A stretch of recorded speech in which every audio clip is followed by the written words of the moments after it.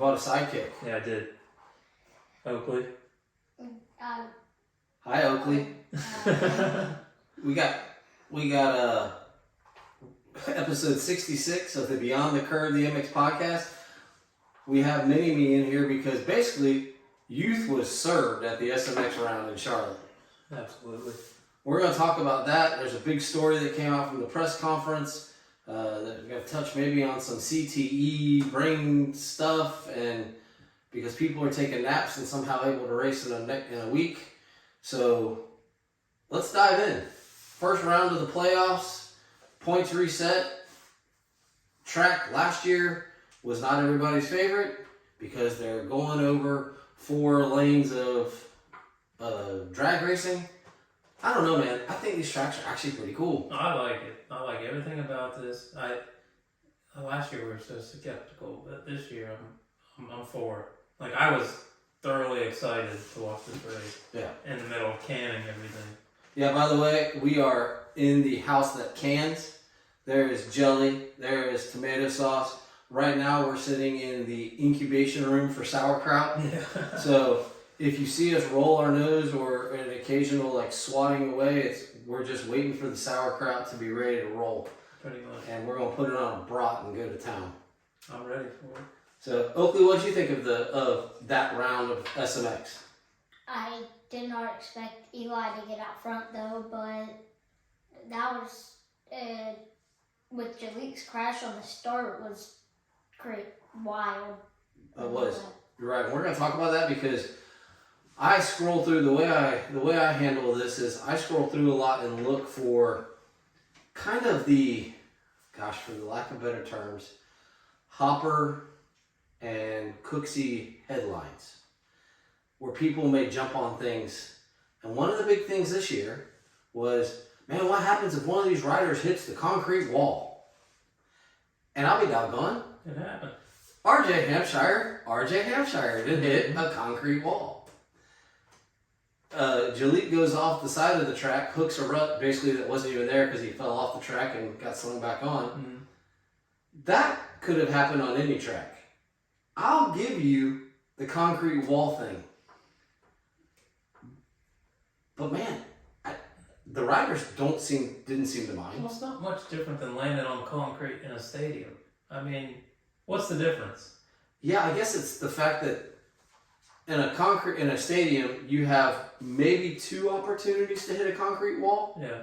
This you have more. This you had a whole bunch more. I get it, but you get an Austin Faulkner that lands on the concrete, or I mean, it's pick your poison, vertical or horizontal concrete. Yeah. I mean, I think that facility is cool. I think they do a good job with what they have.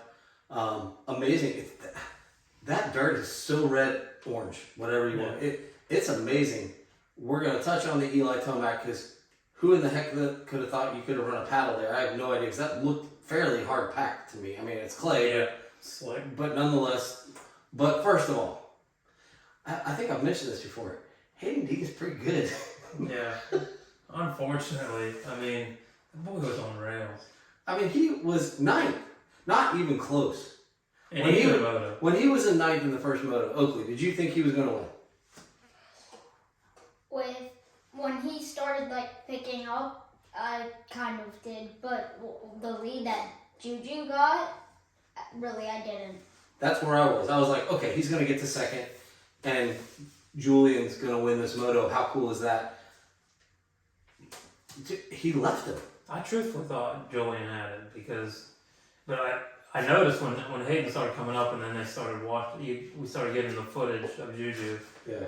You could tell he wasn't moving very fast. He wasn't expecting that. He got a little, I want to say first potential win nerves. Yeah, and it was too late. Yeah. I mean, at that point there was no kickstarting the system again and playing catch up because Deegan was already on a roll. I don't care what you say about the kid. He's not my favorite. He is a great racer. He is my Rafael Nadal of the motocross world. The kid can ride a motorcycle. And the 250 class better get the butts in gear or it's going to be boring unless he crashes. Yeah, I agree. Because the kid's good. He's just good. Like, you don't pull out that kind of lead after being in ninth. And they're just fueling it, like the RJ comments, and Yeah. those guys are literally fueling his fire.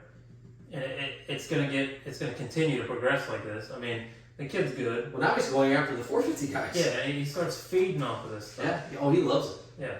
And you're, like I said, you're literally just fueling his fire to make him go faster. Yeah, but there's not much to say. He came out, he won the first moto. Julian Bomera, like you said, Juju, that's great for him. Like, I'm happy that he's kind of, because there was a lot of expectation for him this season, and to finally put it together in these SMX rounds, it's not bad. And he actually backed it up, even though he only finished 4th in the second. He backed it up. Like, a 2-4 is not a bad way to go in the SMX. No, you get a second overall as a rookie. With everybody back. Yeah. Like, everybody's here. Yeah, no, he performed and then some. Yeah. Kitchen was good at the beginning of the races. Well, I think Levi ate out on the first moto and then decided to do some home cooking on the second moto. Yeah, I think so. That's my kitchen joke. Yeah, I get it. But like, Did you get that? I expected when Levi, well, first, Moto 1, when I truthfully think Levi might have rode out with it. Oh. Had they not red flagged. Yeah. Yes. Yeah. Yeah. And they had the red flag. Yeah, and I truthfully think that he would have got a lead and that would have been it. But yeah, they had to red flag it.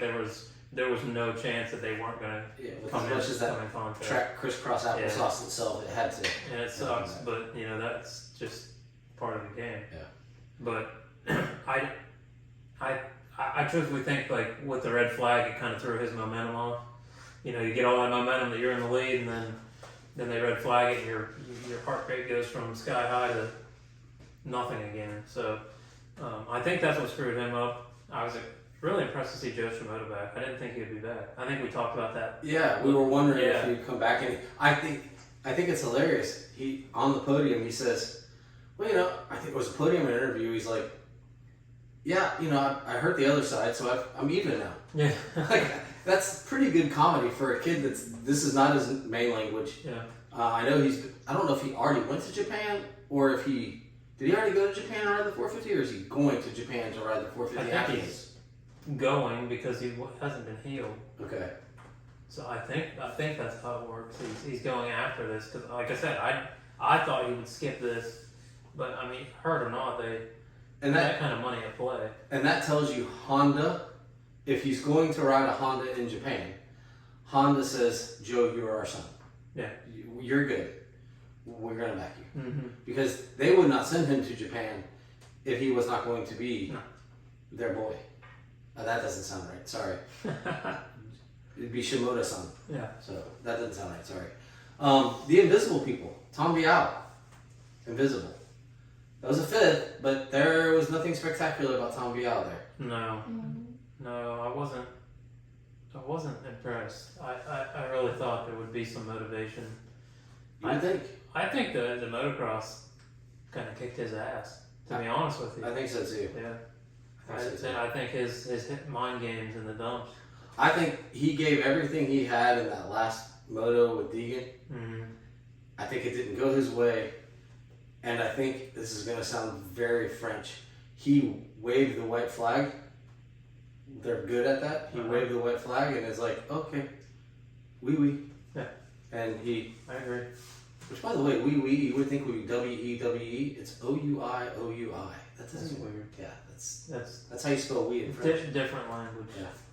Who's your favorite 250 rider? Yeah, that way. Kitchen, and then second is Jett Thomas. Do you like Kitchen because of his hair or his style? Just the way he rides and stuff. Okay. And what about why Chance? Because they ride completely different. Totally did. Because I just feel like, have we met Chance at Nashville? I don't. Was Chance? Oh, dude, you're asking. That was a long time ago. Yeah, I don't think Chance was even racing. No, that'd be the wrong coast. I can't remember. I don't remember either. It was East-West Showdown. Oh yeah, we did yeah, the East West Showdown while we were there. You may have met him. I don't think we did. I don't think he was. I don't know if he was pro then. He didn't run all Supercross, did he? Yeah, he did. Did he? Yeah. He's got a good style. I like that. I do also like the fact that it's cool because you like two totally different style of riders. Yeah. Chance is a Sexton to me. The yeah. riding style. Yeah, the very square, very And smooth. Sexton's his boy, so. And Levi is basically Anderson. Yeah. Somewhat. I mean, he's not as off the back as He's Anderson. pretty free. Yeah. Jordan Smith, invisible. Mm-hmm. And Max Anstey, yeah, he got third, but this is where Max Anstey should shine.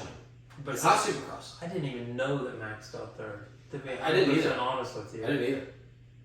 I was, but Cameron McAdoo, RJ Hampshire. I mean, I'm going through these names that it kind of was mind blowing to me. They had motivation. I mean, RJ obviously. RJ should have motivation. But still, RJ with a 10 and an 8. That's not where he should be. Marchbanks must be more injured than we thought. I mean, From the crash. Consistent 9-9. Yeah. Pierce Brown, I'm actually a little disappointed. Ty Masterpool actually disappointed me. Well, Yeah. one I had him in fantasy, but that's I play that for fun. I don't get mad at someone. Yeah. Well, But I really thought we thought that the factory team might the week off. change. It's not Supercross. There was only one really big rhythm section, and you could do it normal. You didn't have to Eli or Haiden it, and it would be fine. So I thought that it did not go his way. No, I don't think so at all. I mean, Nick Romano, that's another one for me was Cody Shaw. I'm a little. I was gonna say a little shocked that it's too easy. I'm a little surprised, but it was a very high speed track. Yeah, And that's what I was going to ask. That's a tough track. Do you think that right back to the Club MX on the outdoors? Yep. Could the bike hold up to it? I don't think. I think it's just. I think the outdoors track, because they were running a minute 41 laps. I mean, that's a pretty long lap time, so you're getting some speed. It's a big track. Yes, there were some big jumps, but there's a lot of speed. I mean, there were 4 long straightaways, basically. Yeah. That's horsepower. That's where that bike gets outpowered. Where I think a more supercrossy track, I think he's probably going to perform a little better because this weekend is a little more supercrossed. I think it's not quite as. Yeah, it crosses over itself a couple times too. Yeah. Tunnels and stuff. It just doesn't have the straightaway. This has probably the most straightaways. Yeah, they actually utilized those straightaways well this weekend. So you got to see a little horsepower. Chance Hymas, our MXDN hope, your favorite rider. I was just going to talk about what place he got. That I'm surprised on what he got this week. It was not good. No. 13:20. Yeah. So That's not good. Is he really? The knee is an issue. This is more important. I hate to say this because I'm a flag waving American. This economically and company wide is more important than him going to MXDN. Yeah. Does AMA, USA, do they go, hey man, we probably need to look at an option because this ain't it. I mean, especially if he's hurt. I mean, we know he's hurt, but hurt more than he's leading on. Who's your pick if he doesn't go? Who do you send? And you can't send Kawasaki because Mitch Payton and American Kawasaki do not support this race, so you can't send What 250 rider would you send to MX of Nations? Like the It's got to be an American like too. the MXGP. It's Like kind of like that. I don't know that you even know much about Nations, but if you had to pick any 250 rider that could go race all the guys in the world, that's not on a Kawasaki, who do you think that they should pick? last year they did RJ. So Stop right there. That's a great pick. Yeah. That's who I picked. Send him again. I sent him again. He'd love to go.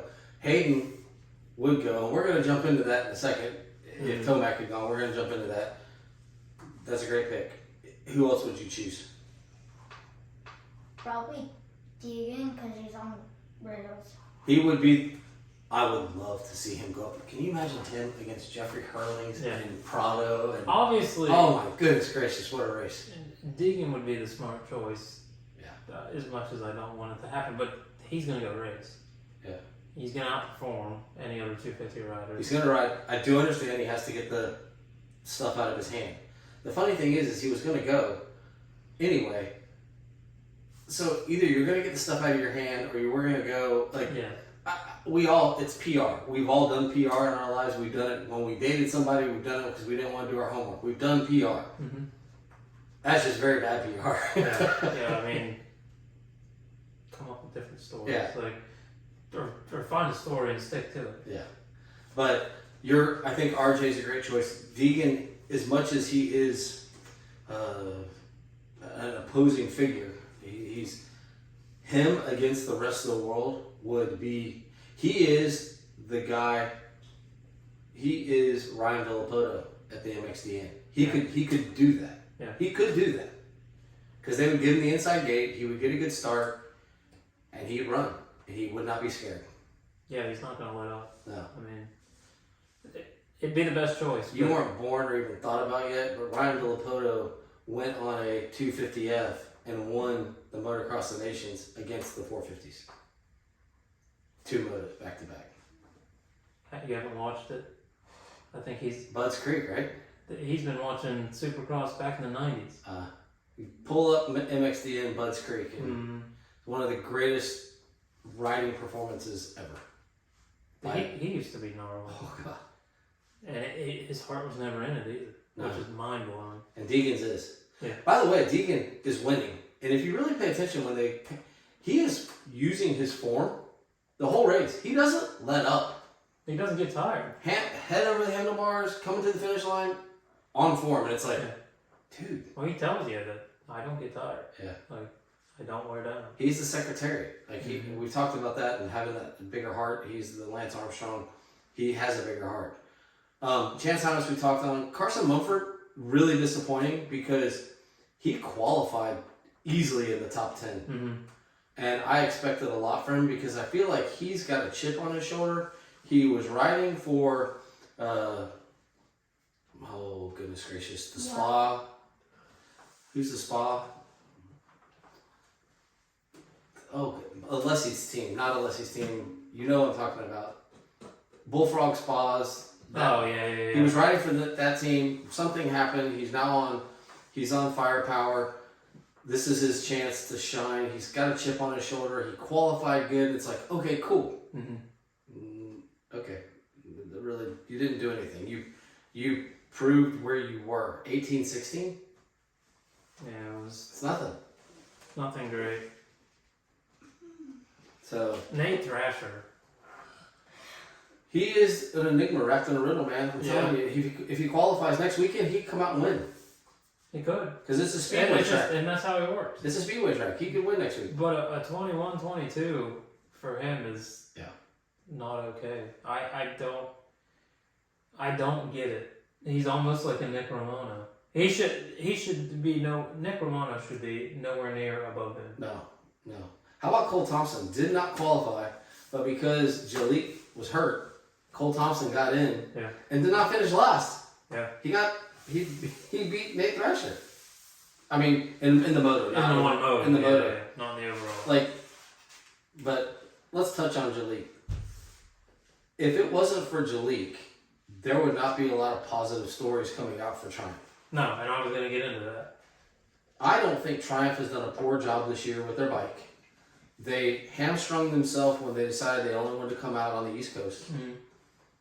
They had a very untested rider with Evan Ferry. It would be like Factory Cobra giving your son a ride. Yeah. Hey, here, have this bike, go for it. And him being like, I have no idea what to do. Mm-hmm. Evan didn't know what to do. Evan has proven all year long that he didn't know what to do. Jalik, it has a great Supercross season. I thought Jalik did a great job in Supercross. Had a very, very good season in outdoors. Then they bring in Joey Savacci for the outdoors. Oh, cool. Joey Savacci, he's going to be a top 5 guy. He struggles like hell. Then there's this press release that Joey Savacci is no longer with the team. I didn't find that as a shock, though. I didn't find it as a shock. I found it as a shock of, why wouldn't you finish the SMX out? Like, No one's testing right now. That's the only thing that kind of blew my mind is like you have all that money on the line and you're just gonna throw it away. Yeah. So it also brings me to the question: is there something inside of that team that doesn't work? Mike Brown? Possibly. I mean, I hate to say that because Mike Brown's a beast, but maybe he's not a good manager. And that could be it. Because they have good people on that team. Yeah, Mike. I mean, Mike's a good dude. Oakley met Mike. He's a great guy. But to work for, I mean, I've seen his temper tantrums. We saw it at Loretta Lynn's this year. So maybe there's a whole lot of that. My question is, they have a good team. They have Scuba. The guy who runs the team was one of the most. He's the reason Jason Anderson's still racing professionally. Jalik Swoll was counseled by this guy. He's not a bad team principal, for lack of better terms.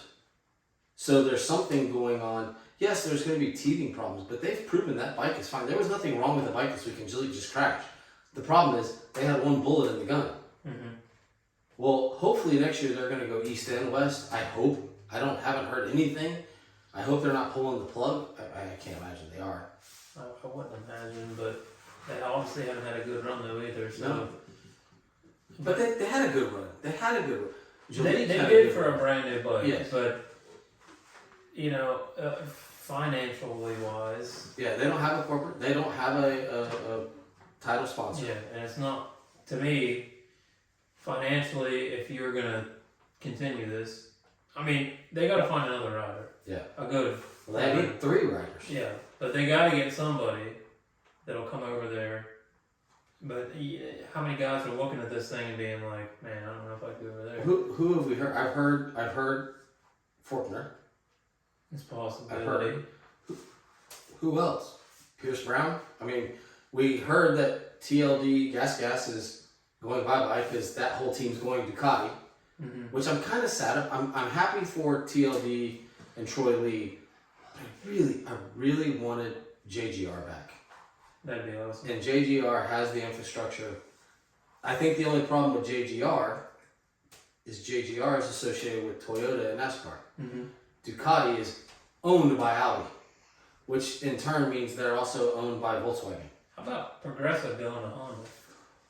Ooh, did HEP, are they like... I don't know. That's bold and cold.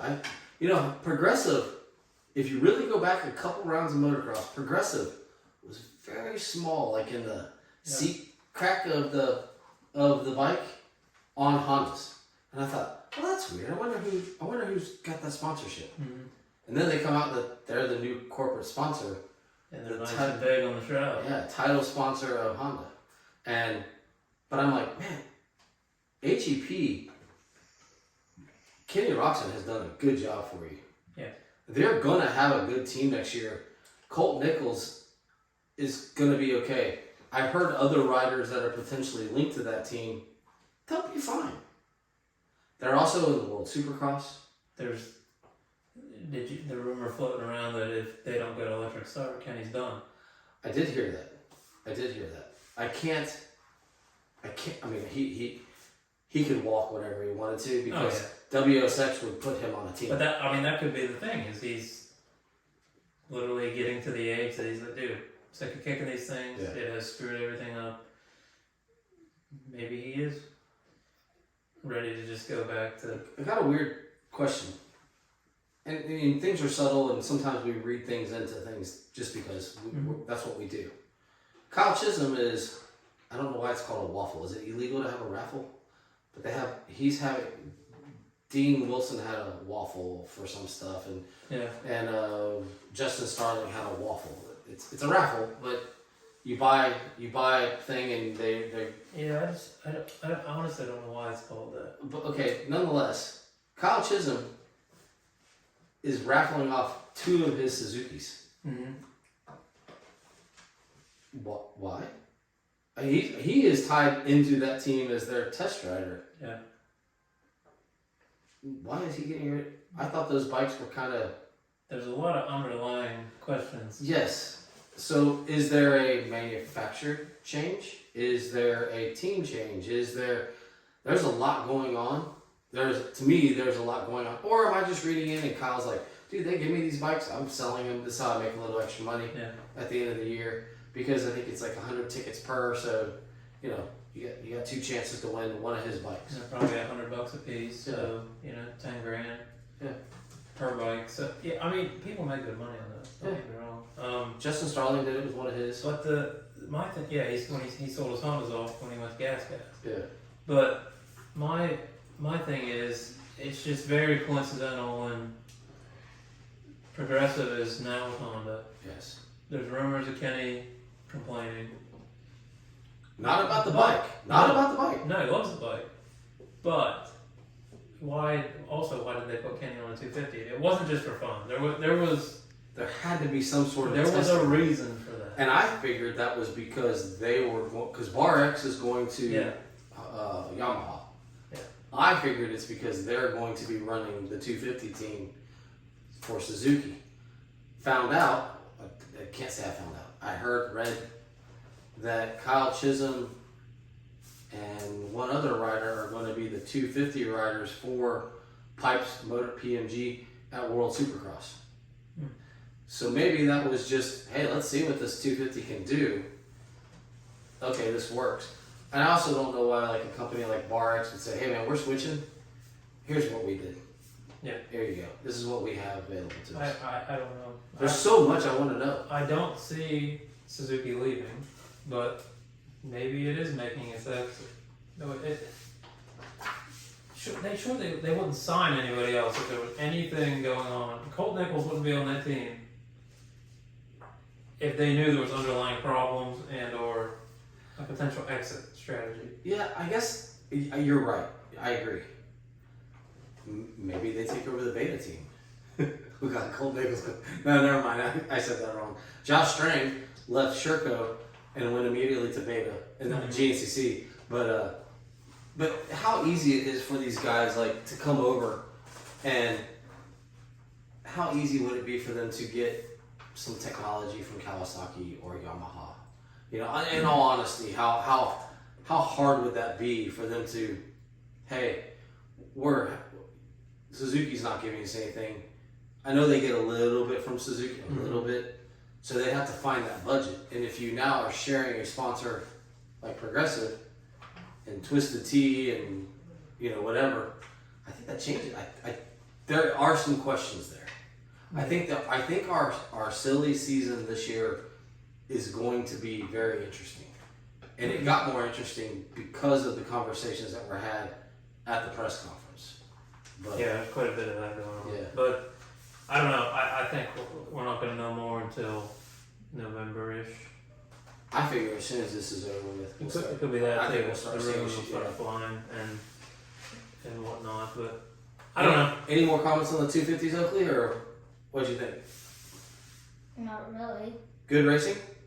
Anything you're Yeah. looking forward to this weekend on the 250s? Levi gets a way better start and improve from Chance. I'd like to see the Levi thing. I'm a little hesitant on the Chance thing because he was good, but he was never always good. Yeah. Levi was more good than bad this year. RJ, I just want to see it for RJ because I still am of the opinion that RJ may be done with 250s. Mm-hmm. It'd be nice to kind of go out. I think he is. I mean, why stay? Yeah. You've been on it for so long. So you want a good start out of Kitchen, and we want improvement out of Chance Hymas. I want someone to challenge Deegan. Yeah, That's what I want. That's what I want this week. I don't know if you beat him because I just think he's that tough. I think the challengers are there, but they need to ramp up their intensity. Yeah. I think that's all it is a lack of intensity. And continual intensity. Yeah, because he can maintain intensity for 20 minutes. That's what we talked about. We talked about that a week ago or a couple weeks ago. How these guys are going to have to step up because he doesn't fall off. No. There's no fall No, and these other guys, they'll get out in the lead and they'll slack off because they're in the lead. You know, they'll pull a 4 or 5 second gap and then start to slow down. You can't do that with him. off. Yeah. If he's in the top 10 and he's up, he didn't fall. He's up. Yeah. You got to go. I don't want to see him win the championship. I don't. I want to see somebody else out of no, but all it's going to take is one slip up. Yeah. But that has to happen at the triples because the double still isn't enough because he's ahead. He's already 8 points ahead right now. So it's going to take the triple one because if he doesn't win that triple one, last year, remember, Jordan Smith had a chance to win. My thing, we got Deegan and Supercross. There's a good chance of him ending in like a 15th. Yeah. Because Supercross, he's much better at outdoors than he is at Supercross. He makes a mistake in Supercross and he usually can't bring it back. Yeah. Yeah, Like he can he did not come back and win a Supercross. It's different in outdoors when you can just let it hang out, but you can't do that in Supercross. I mean, you can run beast mode, but there's not many guys that can bulldoze a Supercross track besides Eli Tomac. Yeah. That's a great segue to the 450 class. Congratulations to Jett Lawrence. Okay, he goes away with an injury. He comes back with a mustache, and all of a sudden his voice is a little deeper. I'm not really sure what happened there, but this is about Eli Tomac. Mm-hmm. Dude, he wanted to ride. It was finally Eli. Oh, again. I don't know where that came from. I mean, he got a good start. He was plowing. I mean, he was attacking. Even James Stewart said he's got his head tilt. That means he's on. Like he's on, and he was only rider running the scoop. That head tilt's incredible. It really is. Like once you see it, body once you see it, and it's like yeah, he starts doing it. It's wild. But what did you think of the 450s? Qualifying sucked for Anderson.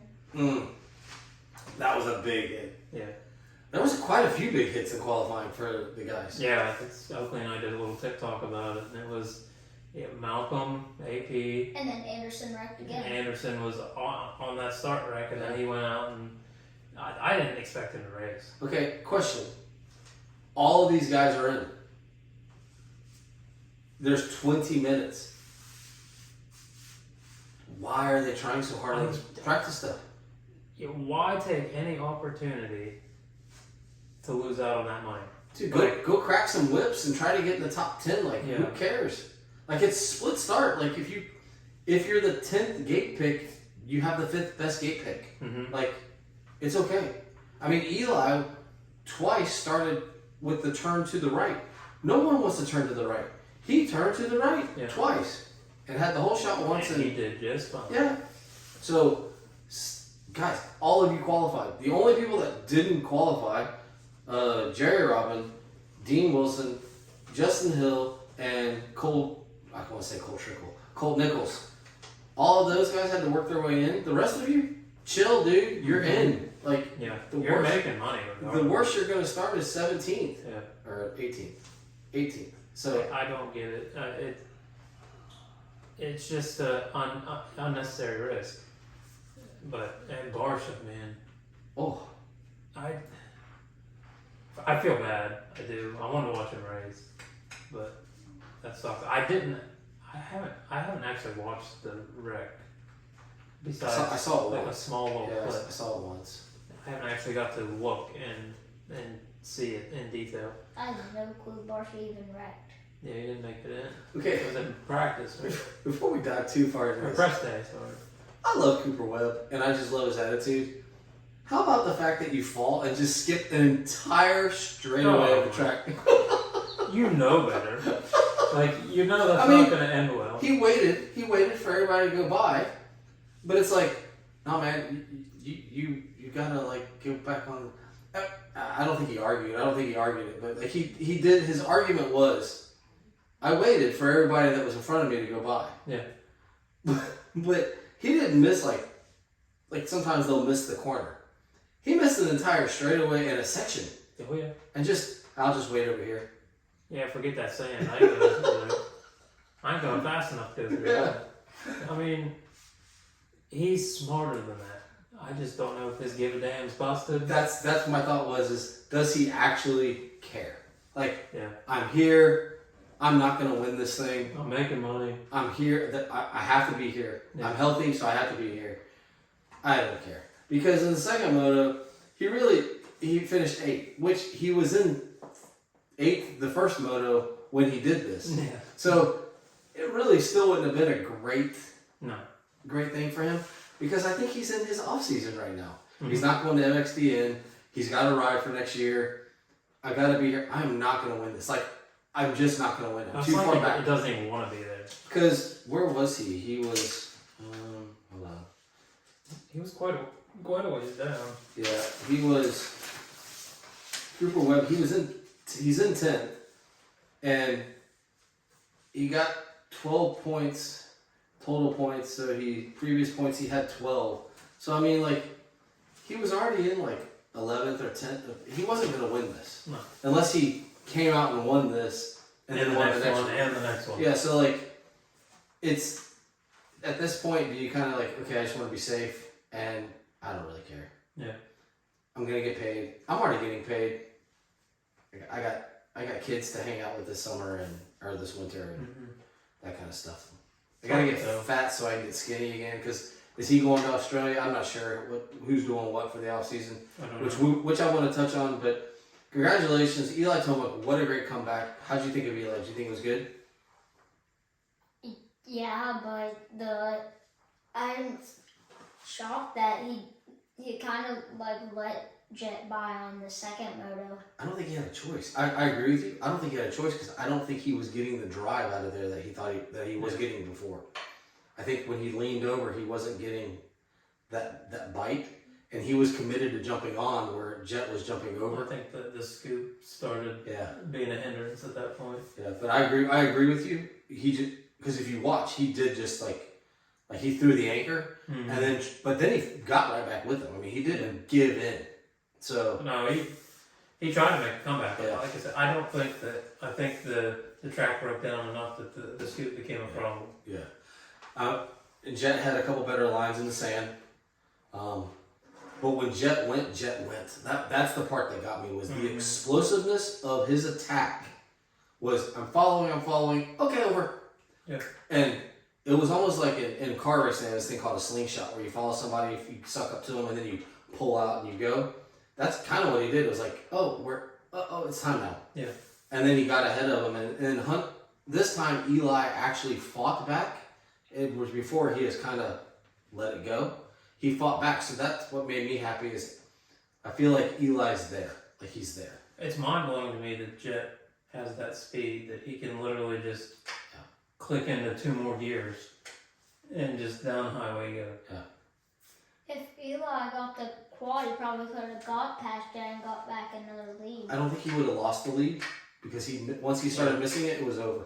It took a long time for Jett to catch him. That quad was a second gap, which is mind blowing for a jump. Yeah, 1 jump. I mean that's where Deegan caught everybody. That was a good pickup, because if he had continued to be able to do that, Jett may have closed on him, but Eli was riding aggressive enough that I don't think he could have done anything. And I think that when we get back to the 250, like I said, if some of those other guys would have picked up on that or risked it, I think it would have been a different story for Deegan being out front. So Chase Sexton finishes 3rd with a 4.3. He's the motocross champion. Eli and Jett come back. Does that weigh on Jett? Or not Jett. Does that weigh on Chase? Or does Chase chalk it up to, just, they were just faster this time? I don't know. You wonder if, that both of those guys are back now. It's like, my time shines over. Yeah. Because he can be as fast as them, but I don't think he is as fast as them. He's got to grind it out for another year, because he knows I only have to deal with Eli 1 more year. Yeah. But he's got to maintain that intensity and drive, because Eli's gone. That only puts him in Kevin Windham's spot. That only puts him in 2nd. So he's got to go to the drawing board, and he's got 1 year to figure out how to beat Jett. Mm-hmm. And he's got to start with beating Eli. Yeah, if he can't beat Eli, he can't beat Jett. No. Eli's one of the only ones that has beat Jett, like straight up beat him. I mean, if Jett gets in Jett's way, then Yeah. that's a different story. But to actually race Jett Lawrence, Is it weird that our two top guys, the only competition they have is themselves? I mean, really, it's Jett and for a while it was Jett's only competition was Jett. Yeah. You know, so it kind of sucks when we get a generational talent in there like that. But it's cool when we got two of them. Yeah. Still going at it together, and to get a whole nother year of it. Dude, if Deegan can win the 250 Supercross next year, can you imagine what 2026 looks like in the 450 side? It'd be cool. Because I don't think Deegan goes back to defend. No, but I heard a clip out of somebody's podcast. I can't remember. 23 Media. You ever heard of them? I heard him, yeah. They did a thing, and I didn't agree with anything they said, and I don't like that there was kind of some cluelessness going on there. But they said if they were to put Deegan on a 250 in the 450 class, who's he going to beat? And the one guy's like, I think he wins. There is no way. They have to run such different lines. That kid is not that good. Like, he's good. He's good. But he's not good enough to beat those guys on a 450 when he's on a 250. And one of my friends has pointed out, Deegan can manhandle that 250. Yeah. Because it's not going to overpower him. I think when he jumps to a 450, he's going to be able to ride. He's going to have to ride it like Jett rides a 450. It's going to be a learning curve. Yeah. And I think it's going to slow him down for at least half a season. Until he can, I mean, don't get me wrong, he's going to put the time in to figure it out. Yeah. Well, RC is one of the best riders we had. His first year on I guess it was a 250 back in the day. Yeah. In the premier class in Supercross, he didn't come out and go like crazy. He struggled for a bit. Yeah, before he figured it out. RC's a small guy. Yeah. So when you Deegan's a small guy too. Yeah, you jump on a bike that heavy. Yeah. That 100 pounds is a big difference. As Hunter Lawrence, who said, Hunter Lawrence is a perfectionist of his body position and his thought processes. When the 450 goes astray, it goes astray quick. Yeah. And that's coming from a very astute rider of the 450. That 450 is a beast. Yeah. You know, it's a beast in its own way. The 250 you can manipulate. And that was a big thing with us with Caleb. He went from a 450 to a 250. He jumped on my 250, and I don't know. I watched him do a couple oppos, and I didn't think he was bringing it back. And he comes back in, he's like, dude, I was not expecting that thing to be that light. Yeah. And it's all on that inertia of the gyroscopic effect. And when you flip flop those, yeah.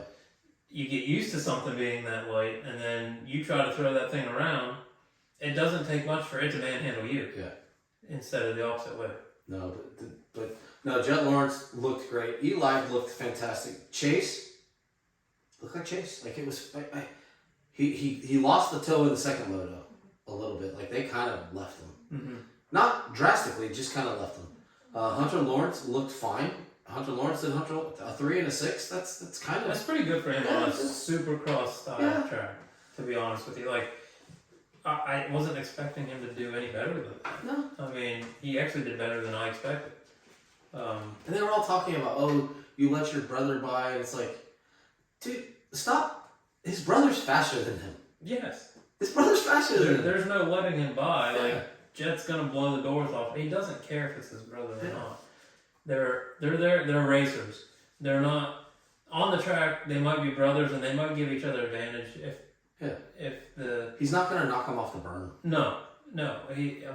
Jett's gonna ride different with Tomac than he is with Hunter. Yeah. But they're still racers at heart. I mean, I don't care. I've raced my brother for years, and we were not near as nice as they are. Yeah. I mean, I would plow him over, but it is what it is. So I had Hunter in fourth in fantasy. So I guess I did expect him to land where he did. Yeah. But I expected a few other guys to do a little bit better than they did. How about Ken Roxon? Not a bad showing. He never was really in the mix, but he top 5. Yeah. Guy who's didn't really do anything all summer. Ran 2 motocross races, one on a 250, comes out fifth. Mm-hmm. Fifth and fifth. I mean, he did just fine. Yeah. In my opinion. What do you think about Ken Robinson? don't know. He was kind of quiet. Honestly, Rawson was quiet. There wasn't much of him. No. But we could go to Dallas this week, or not Austin. We could go to Austin this weekend, and he can win, or he can finish 10th. Like it's wherever he does, we're happy he's out there. We're happy he's riding. He's in a good spot, physically, emotionally. I listened to a podcast. He's just happy right now, being a dad, being a parent. Like when they spent that time out in Mesquite this year at the training for Supercross, he just wanted to do something different. Yeah. So instead of riding in California or Florida, they went to Arizona, Mesquite, Nevada, and visited family because he has family that lives out there. Malcolm Stewart, big crash, and comes back and it's exactly what he looked like in outdoors and Supercross. Yeah, not really anything different. I mean, Salmon's not bad for him. No. That's a Malcolm ride. Talking point of the day, our MXDN our MXDN open rider, Aaron Plessinger. Yeah. I know he had a crash. I know he got beat up a little bit. He was invisible. I didn't put him on my top 5 fantasy at all because I had speculations that this is how it was going to turn out. I think he's still in outdoors mode, and I knew that suspension was going to play a key in all of this racing this weekend, and it did for a lot of guys. It screwed a lot of guys up. But AP can usually ride just about anything, but we get back into Supercross, and he's not a strong Supercross rider. I think I would say his fast moments were the outdoorsy part of the track, and then he would get slowed down quite a bit in the Supercross sections. I know he had his issues before the race. There's already talk. Kick him off, put Tomac on. Here's the only way that happens. If he sucks again this weekend, and he finished top 10, so I say suck in a with my cheek planted in my gum type thing. If he has a bad weekend and a chance is actually hurt, okay, we got an injured rider. We throw Deegan and Tomac in, and we go. I don't think you can judge nations off of SMX. I don't think so either. I'm just saying that's the talk. I think unless Hymas is hurt, you don't make a change. You go let him ride. We've sent teams before that weren't that good on paper. This is actually a good team. We're sending a good team. They had an off weekend. You know, they're not going to be flawless everywhere. No. They're not all Jett. The only problem we could have, if Chance is hurt, if Chance is actually hurt and can't put pressure on his knee, that's going to cause problems. Because Matterley Basin potentially could be a slop fest. It's a very natural track. So if it's a slop fest, that's probably not going to bode well for his knee. Plessinger will love that. He'll be fine on a slop fest. Chase Sexton will be fine. Unless there's an injury or I don't even know if it's possible. I mean, I know you can have a substitute rider, but I don't know if you can change 2 riders. And the only way one's going is if the other goes. So I would imagine that there's probably stipulations on it, but I guarantee it's probably only injury where they cannot ride it. And I hate to say it, I know KTM Group is going through some growing pains or consolidation pains, but it would be real simple if something's wrong with Chance to throw RJ in there. Yeah. It's the same bike.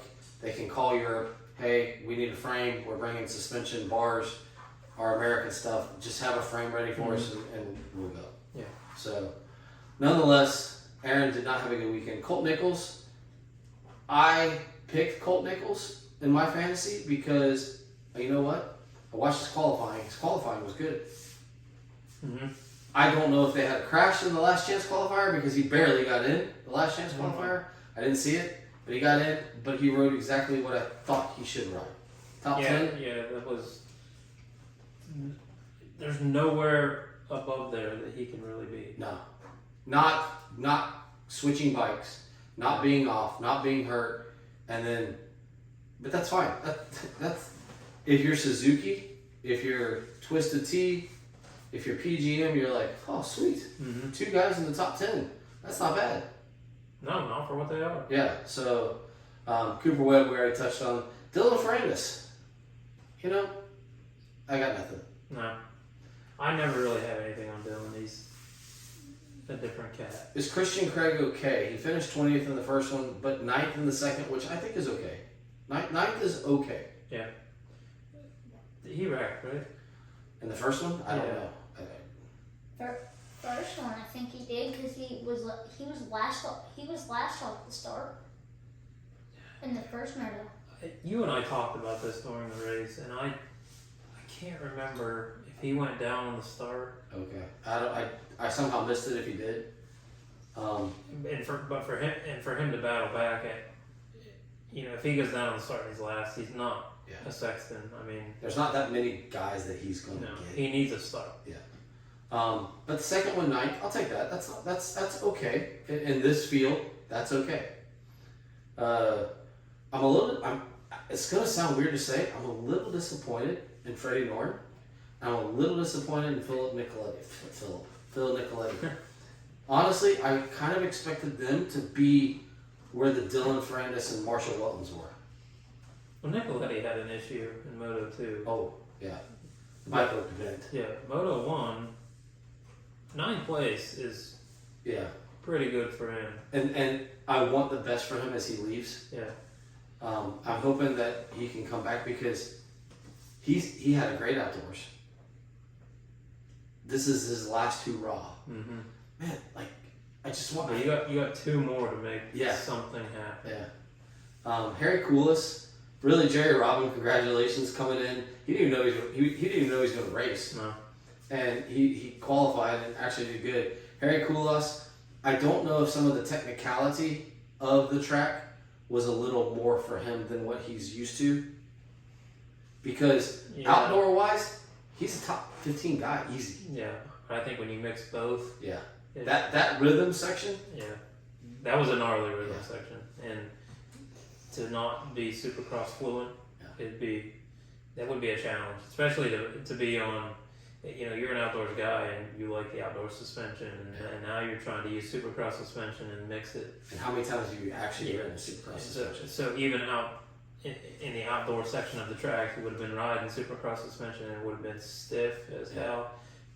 And he's used to probably soft and comfortable, and it would have been total opposite. The last 3, I have nothing.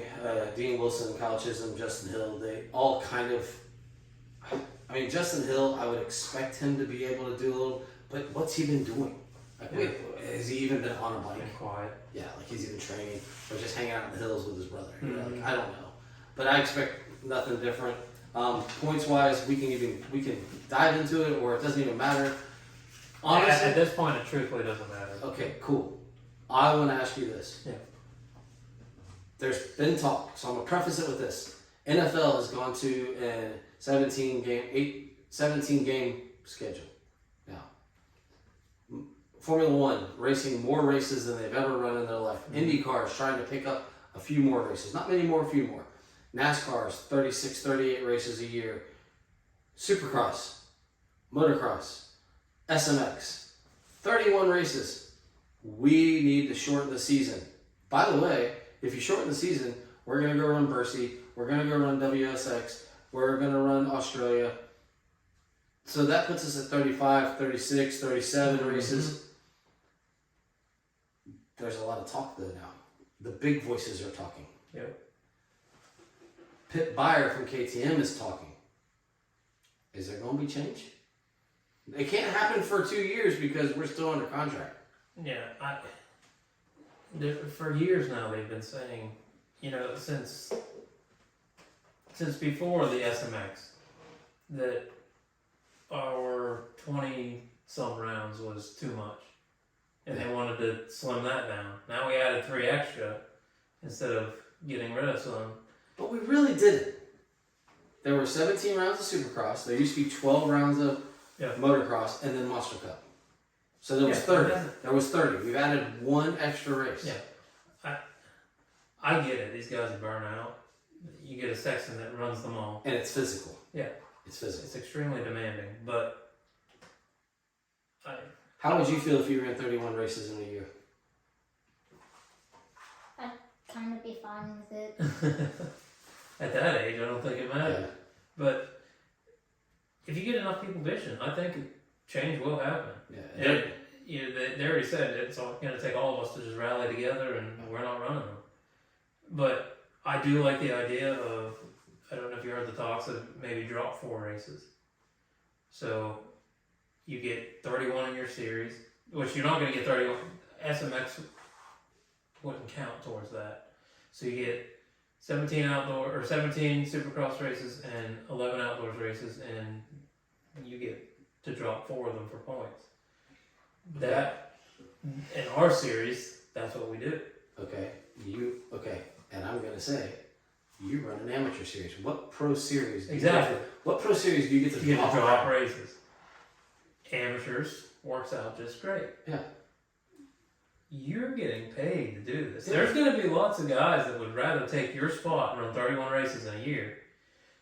My thing, quit. It's the generation, I'm telling you. Quit freaking bitching and just run your races. Like, it's a show. You are being paid to put on a show. It's 31 races. I don't know. I think change will happen if they all rally together like they are. But here's my it's going to suck for us. Here's my only issue. I mentioned NASCAR, I mentioned IndyCar, I mentioned Formula One. Formula One, physical on the neck, you're in a cockpit. IndyCar, there is no power steering. It's a very muscular series, especially on some of the tight road courses, street courses. NASCAR, you're in a tin can, it's 140 degrees in the car. They run 36 races. But if you look at the average supercross rider, they're at a physical conditioning level of a international soccer player. Mm-hmm. There's not many NASCAR guys that are physical conditioning of a international soccer player. No, they can drink beer the night before. They can, but most of them don't anymore. But in NASCAR, it's very rare, IndyCar and Formula One, it's very rare that you crash and you can't race the next week. Yeah. And it's very rare that you go out during the week in practice and crash. Because in NASCAR, they do sim. Some of the guys run late models. In IndyCar and in Formula One, they don't race except when they get in their car. Yeah. So I get the physical demands of, I don't want to see less races. My perfect schedule is, I'm a firm believer. Feld loves going to these stadiums. But dude, what happens if we had 14 or 13 instead of 17? Yeah. Because it does get kind of buh. And then if we had 11, I'm kind of happy with the 11 motocross rounds, and even pick one of those and start rotating it around. Mm-hmm. Then, now we're at 11 and 13, so we're at 24, and 3 SMX. Now all of a sudden we're at 27 rounds. Yeah. And we get done a little earlier. If you want to go run some of the extra races, because we know for a fact this series doesn't pay a whole bunch. It pays you good, but it doesn't pay. But you can go to Bercy, and you can make some extra money. Now all of a sudden you're at your 31, because you're going to be at your 31 races, which we were at. Most of them are still going to, they're going to run other races. Yeah. I mean, they're racers. That's what they do. I think it's our series. They just get burned out. Yeah. Because if you go, and they always talk about MXGP, they have 23 or 22 races. But most of those guys run a national series too. Yeah. They run the German Masters or the English series or the Italian series. So they end up running quite a few races too, but their season is spread out. Whereas we are concentrated. Mm-hmm. So I don't know. I mean, MXGP runs until November or something, October. Well, we're going to be done here in 2 weeks. I understand. I don't know the answer. I know that they worked really hard to get this TV deal to try to get extra money. Apparently that money is not important. No. Well, we'll see what happens. I mean, if they all rally together, we'll see what happens and go from there. Not only are we cooking sauerkraut, we're cooking Trey right now. Yeah, that's all. The fan not working is not working. Any final words from the? As I said, this is going to be Youth Was Served because we had Pee Wee Johnson in here. Any final comments for the racing? I don't really know. Don't really forward to for next weekend? Eli, that's definitely one. Eli. And Chase. We'll see what happens. All right. Well, I think that was exciting. I'm looking forward to this next weekend. I'm actually a little nervous. I don't know what the storm's going to do. Yeah, I don't know. Because that storm's coming into Louisiana, and I hope it's okay because the track looks cool. I mean, it could be a mud fest. Yeah. Which will change everything. They're up. going to run it unless Yeah. there's lightning. So, round 30 of the SMX, or round 2 of SMX, round 30 of the entire series. We'll wrap it up. We will be here next week, and we'll cover it. We might. It depends if old guys win. It might just be old guys on the box next week. So yeah, we'll see what happens. But this has been episode 66 of the Beyond the Curve DMX podcast. I want to thank Derac with DBS Custom Fabrication and Handyman Services and the owner of 827 MX.